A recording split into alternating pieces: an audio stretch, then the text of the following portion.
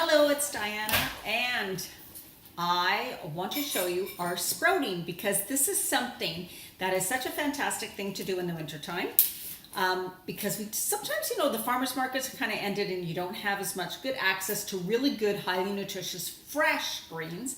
Now, sprouts are really, really nutritious. They have higher protein content. They have more complete live enzymes, more nutrients to them than the actual thing itself. Like broccoli sprouts are way more nutrient dense than the actual broccoli, and they come in a very small package. That's why sprouting is so great.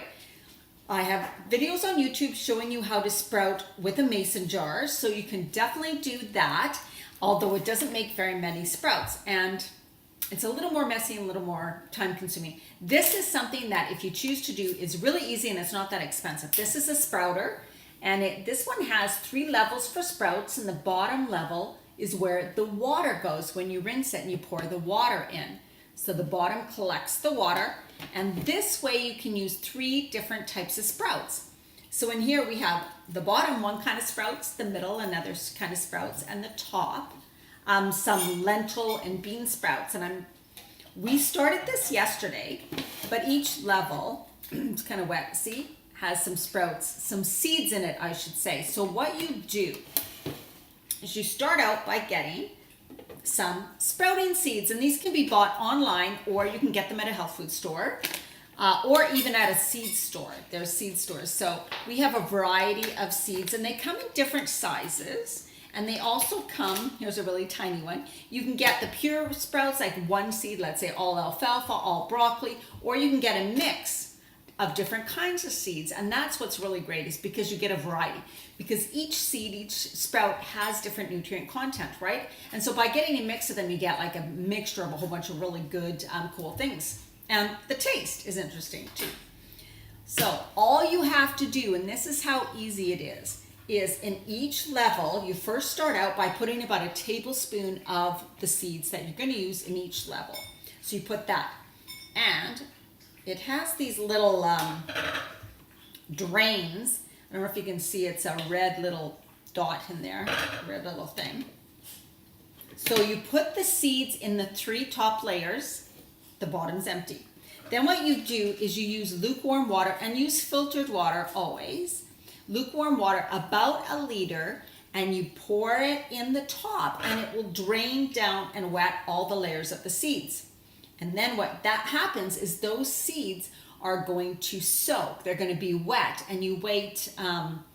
You can rinse them about twice a day, usually kind of morning and night, and then you just keep rinsing, pouring the water down. Then when the bottom's full of water, you just empty out the bottom and then put it back. And then you just keep the seeds for about 12 hours like this, and then you add some more liquid to it, and the whole thing kind of repeats. So you do that twice a day. The top goes on, of course, each time, and they just sit like that at room temperature. Then what's going to happen is a few days you'll start to notice they get the little tails on, they'll start to sprout. They will actually start to sprout. Now, I'm not going to go into the explanation of how long you need to sprout everything. We just kind of look at it and we kind of see, oh, okay, like how long are these? Making sure you rinse them each time is very, very important, because you don't want to leave them without rinsing them. They can actually get some bacteria growth and some mold in them, so you really need to be careful too of mold in your sprouts. So you don't want to be doing this when it's really super hot outside, so keep it in like right now it's kind of, the fall and winter is kind of the perfect temperature, but you don't want it too cold either. And that's all there is to it. It's really actually easy. Now, some take longer, so the sprouts, seeds like the chickpeas and the lentils and all that take longer. Of course, the alfalfa sprouts, things like that, sprout very, very fast. And so then 1 layer may be done faster than the others too. And then when this is done, you need to, when they're finished, when they're enough, they're going to get a little bit green. They're going to be maybe about that high, some of these sprouts. And then you want to rinse them. And I'm going to show you a video how to rinse them when we do finish these sprouts. Of course, it's just rinsing them, letting the hulls, the husks float to the top. You take those off, then you take the sprouts and you put them on paper towel and a plate, and those, like, you let the moisture run out, and then you put them in the fridge in a container, usually with paper towel on the bottom, the sprouts on top, and then in a sealed container, and they'll store in the fridge probably about a week, right? Probably about a week. But But anyways, this is how easy it is. This is our sprouter. It cost about anywhere between $30 to $40, something like that. And some packages of sprouts. This one was, I can't read that. I think it's $5.99 or something like that.